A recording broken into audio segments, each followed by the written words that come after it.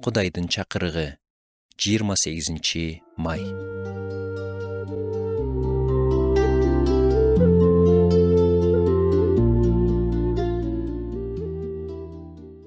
Элчилердин иштери китебинде мындай деп айтылат.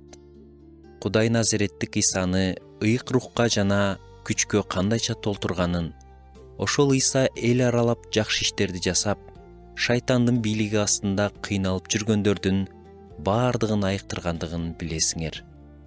Бул Исанын сүрөттөгөн кандай сонун аят. Аны эч ким бир гана ат менен атап кое алган эмес. Ал жөн гана баардык жерде жакшылык кылып жүргөн эмес. Ал айыктырган, куткарган, үлгү көрсөткөн, кызмат кылган, шайтандын кишендеринен бошоткон.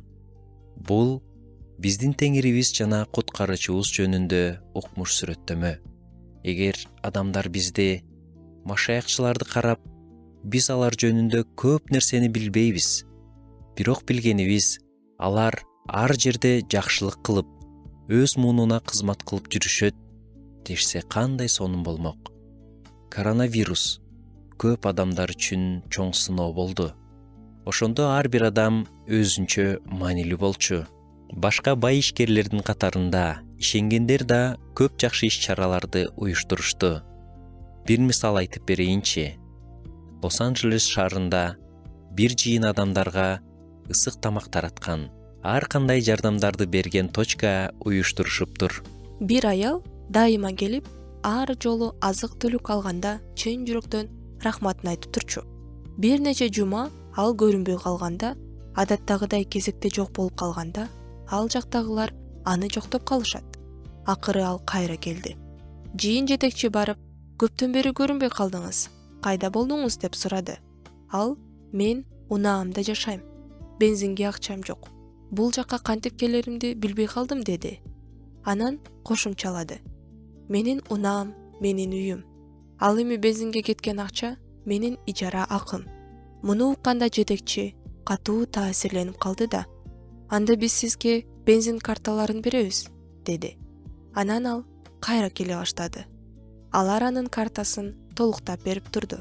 Ал болсо кайра келип кезекке тура алды. Бир күнү ал жыйын жетекчисине келип, пастор, сизге бир нерсе айтайын.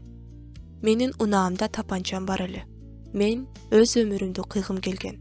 Бирок ар жолу силердин жаныңарга келип, мени кубанып тосуп алган адамдарды көргөндө, ар бир келген адам үчүн кичинекей майрам уюштурганыңарды көргөндө, мага болгону бир адам ишенсе жетиштүү экенин түшүндүм, деди.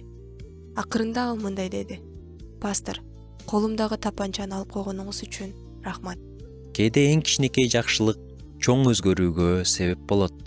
Биз анын адамдар үчүн канчалык маанилүү экенин дайым эле түшүнө бербейбиз. Кээде өзүбүздү эч кандай таасир бербей жатабыз деп ойлойбуз.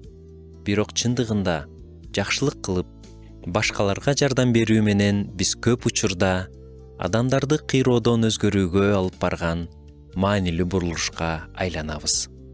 Жакшылык аркылуу кызмат кылганга аракет кылыңыз.